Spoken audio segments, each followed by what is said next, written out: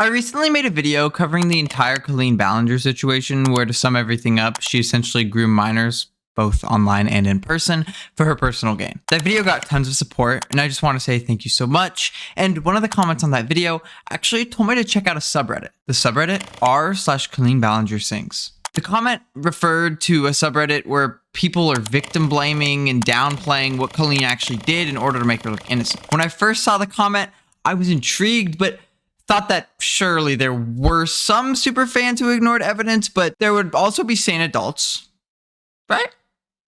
Nope. They're buying Colleen's merch to financially support her throughout her predatory allegations, calling Adam, a literal victim who Colleen even acknowledged in her conversation with, a clout chaser. Yeah, this gives the same vibe as people who thirst over serial killers. It doesn't matter that Jeffrey Dahmer's hot. He killed and mutilated people. Okay. Let's actually see what they're talking about relating to Adam, who once again is a victim. He was between 14 to 16-ish years old at the time of everything that went down with him and Colleen. Okay, so here's what I found. I just finished watching Adam's latest video ranting about the people hating him because he's making excuses not to appear on H3 or do the call-in. He can dish it out, but he can't take it? What did he dish out? He's literally just been telling his side of the story about how he was groomed by her. From what I've seen, he's not making any crazy out-of-pocket insults. He's just telling his side of the story and raising awareness for someone who seems to be a child predator. Okay, back to whatever these people are saying.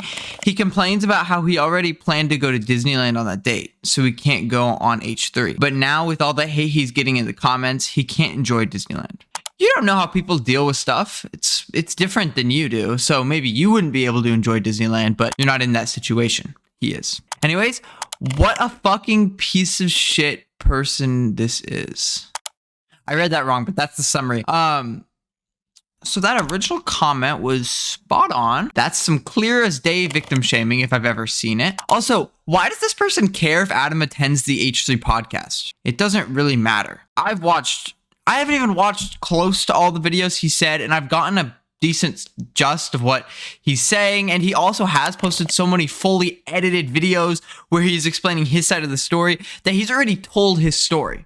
Not that I'm sure he can't say more, but like whether he goes on H3 or not, his story is already out there, and this person just clearly doesn't care about his story to begin with, so why would they care if he goes on H3? I just don't think an H3 interview would change this person's perspective. I just think they're a little in their head already. How do you think Colleen feels for years now after he spread shit about her? Think you're worried about the wrong person's feelings? Let's stop thinking about the child groomer's feelings and starting to think about how the child feels. All because he's hurt that she didn't hire him and become his best friend. I really don't even think this person watched Adam's initial full video. Adam cut Colleen off.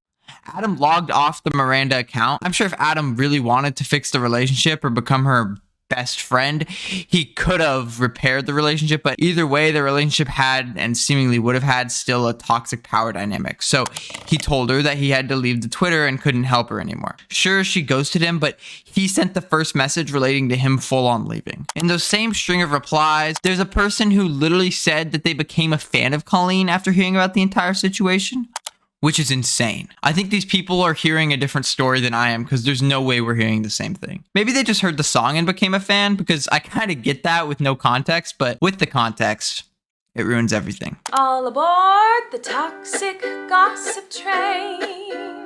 You're chugging down the tracks of misinformation. The toxic gossip train.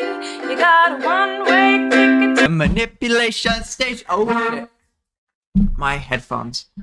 One-way ticket, manipulation station. Toxic gossip train. Hopefully these still work. Speaking of manipulation, back to the Reddit. This person is claiming that the Miranda Sings jokes flew over the kids' heads, but I think the fart jokes and the porn jokes were pretty clear as day. So whenever you are seeing anything that is being porn, you can just be like, stop it! Hit them right in the porn areas. Get rid of the porn and that'll do the trick, okay? Anyways, in the thread of these posts, someone with an actual level head said that at this point, I think there's damning evidence, unfortunately. Which is true because... Just like, stop it! Hit them right in the porn areas. Ew, yeah. Anyways, but then someone else replied, damning evidence for what? Her innocence? Question mark. And then the initial poster who said that the evidence is undeniable said, "The only thing left to say." Yikes. That would be a good place for me to end off the video, but unfortunately, this Reddit only gets worse. It is making me uncomfortable that the only thing her PR/legal team has addressed is the accusation that she performed in blackface. She didn't, it was dark green from her performing as the witch from Wicked during a Beyonce song. I don't understand why they wouldn't immediately address everything else that's been said. They jumped on that one accusation really fast. Well, for starters, even if that is true, which I don't think it is, why was she looking like this if she was dressed up as this? Also, it still doesn't matter because there's other videos of her doing blackface. So all this would really prove is if she's a repeat offender or not. Also, even if that is true, which it doesn't seem like, but whatever, innocent until proven guilty, she literally even admitted she's done blackface prior. There's a video of her and her sister doing blackface while mocking Latinos. It's very hard to watch, but I guess you obviously need to see it, so. Hola, I'm Carita. I am Rosa. This is my cousin. We work at the taco together. Of course, but I am soon to be a manager. She just got promoted to the drive-thru, so she talks to the people. Your eyebrows look especially good today. I know today is because I have like the natural hair coming Did you? through. You're like looking at your own image and it's like funny Jason, to you. I'm looking at myself because I think I look pretty today. Man, My I am hair so is good. I Look used at to have how curls even in my hair. eyebrows are today. Your eyebrows look really good.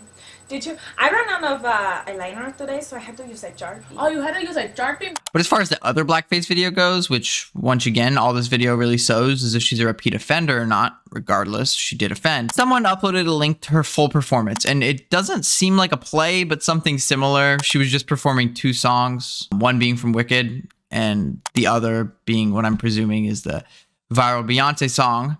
But either way, I don't understand why she put on face paint. She wasn't in any other real costume, so why the face paint? Anyways, people are saying that Colleen's gonna sue Adam for defamation, which wouldn't make any sense because in her original video 3 years ago, she literally admitted that Adam's story, in essence at least, was true. And you can't sue for defamation if everything being said about you is true. That would kind of defeat the point.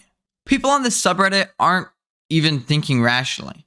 They're 100% team Miranda/Colleen, all the way fuck Adam and victim shaming. They don't give a flying fuck about anyone's feelings except Colleen's. Even the people who kind of agree that Colleen's being overly hated and targeted, but still think she should have actually addressed everything instead of just making a new club banger with the ukulele, are getting tons of downvotes and replies. Yeah, they're still getting tons of downvotes and hate replies. Oh, you don't think that Colleen should have been friends with a minor?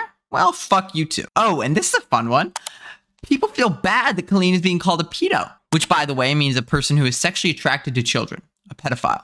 I can't confirm that she likes children, and honestly, I'm just trying to be positive, so I'm going to assume that she doesn't, but either way, the things she sent to kids in chats and done in real life doesn't look good, and definitely pictures her as one. She literally asked for a picture of a minor's butt after they said it looked good. She headbutted a fan's breast, who I would assume is a minor, and spread someone's legs at their show, who was definitely a minor. We can't be that surprised that she's getting called a pedo, because at the end of the day, it doesn't matter if her real intentions are sexually charged or not. They are, in nature, sexual. And who is she seemingly mostly having these interactions with? Minors. I have to get off this subreddit. Bro, it's literal brain rot. Corey, her friend, has also played a key role in all of this. He seemingly bullied Adam behind his back and other fans in front of their face. And Colleen's ex-husband, Joshua David Evans, who I heard has been speaking up against Colleen, I also heard that he would commonly interact with Colleen's fans as well. The interaction seems slightly less creepy from what I've heard, but still, he kind of seems like a hypocrite for calling her out when he did the same stuff. Also, I recorded this for my last video, but forgot to include it. So here's something else I found kind of concerning. I don't know what this is for, but apparently she was riding her child. She put a literal leash on her child, and I don't know what, but I guess as a fun activity you can do.